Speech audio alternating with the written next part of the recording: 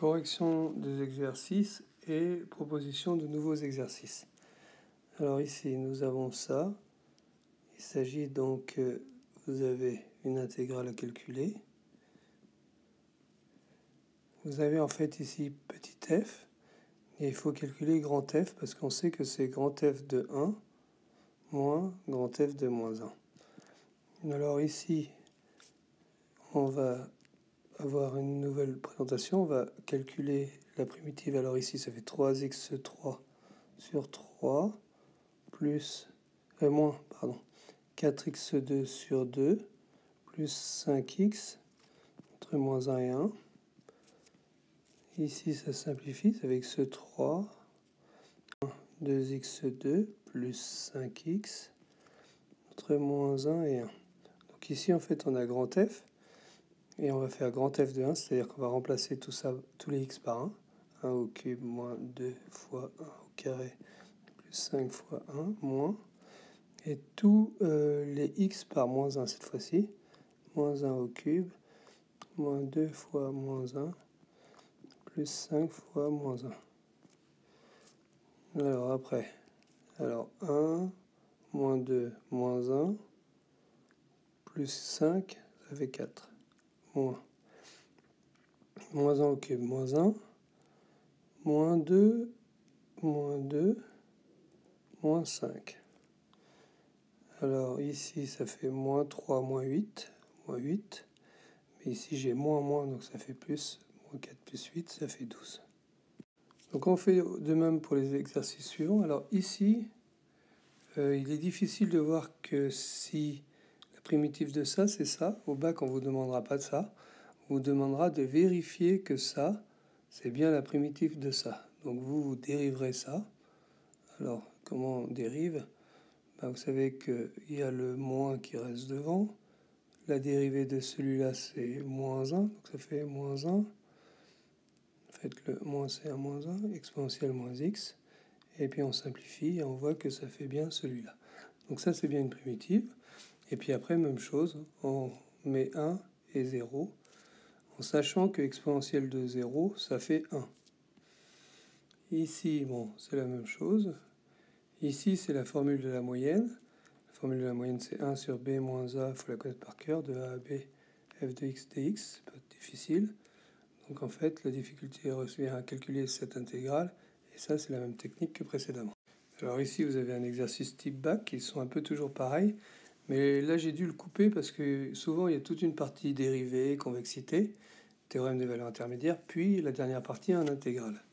Donc là, je me suis intéressé qu'aux intégrales. Donc vous avez une fonction f ici, et puis vous avez une fonction g ici, qui est en fait un morceau de la fonction f. Il demande de vérifier que ça, c'est bien la primitive de ça. Alors on sait qu'il faut dériver ça, et si ça marche, dériver ça et vérifier qu'on tombe bien sur ça. C'est ce que j'ai fait comme calcul ici. Alors on en a fait plusieurs. Donc je vous laisse le faire et on en déduit que grand G est une primitive de G. Ensuite, il faut déduire que grand F, une primitive grand F de petit f. Alors, petit f, il est là, ici, vous voyez. Ça, c'est petit g, donc ça va donner grand G, c'est-à-dire celui-là. Et celui-là, on sait que ça va donner 3x, parce qu'on sait intégrer, on sait prendre la primitive de 3. 3 fois x, c'est 3x. Donc on a une primitive de f. Après, on passe à l'intégrale, c'est-à-dire à l'aire sous la courbe. Donc il demande de assurer le domaine D qui est entre 0 et 1 sous la courbe. Donc j'ai assuré ici. Et par lecture graphique, donner un encadrement de A en unité dA. Alors là, il y a un piège parce que ici c'est 1, ici c'est 2. C'est bien que là, dans ce carré-là, j'ai 2 unités d'air. Une unité d'air, c'est juste ça. Ici c'est 4 en fait. Donc ici j'en ai 3 et ici j'en ai 4. Donc c'est entre 3 et 4. Voilà l'air. Alors pour le calcul exact, donc je prends l'intégrale de 0 à 1. Par définition, c'est ça. C'est donc d'après notre théorème grand F de 1 moins grand F de 0. Et là, j'ai pas besoin de faire comme tout à l'heure, avec comme ça, là, de 0 à 1. Parce que là, j'ai la primitive. Alors la primitive ici, donc ce que je fais, c'est que je remplace dans ça les 1 et dans ça les 0. Ici, on a encore que exponentielle de 0, ça donne 1. Mais il faut prendre son temps et le faire. Et on obtient ça en valeur exacte. Puis on calcule en valeur approchée. Chose pour vérifier son calcul.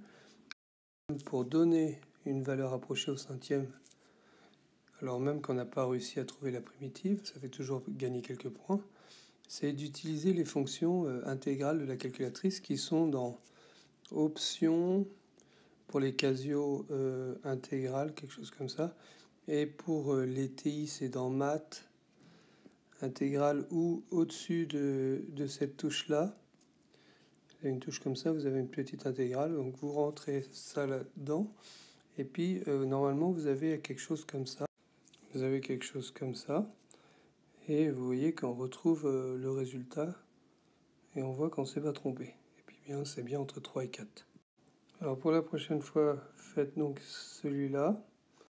Alors là, essayez de le faire.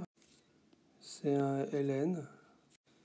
Et alors le dernier, celui-là. Bon là, il y a un grand texte souvent qui explique le graphique, mais tout se lit directement sur le graphique. Il n'y a pas besoin de perdre trop de temps à comprendre le texte. Ici, il vous donne la primitive et puis il vous demande pas de démontrer que, devant ça, on tombe bien sur f. Donc là, vous calculez l'intégrale avec donc la formule qu'on connaît ici, et là, vous allez essayer de réfléchir à ça et puis on corrigera ça la prochaine fois. On fera un dernier exercice sur les intégrales et on aura terminé les intégrales. On pourra passer au chapitre loi normale.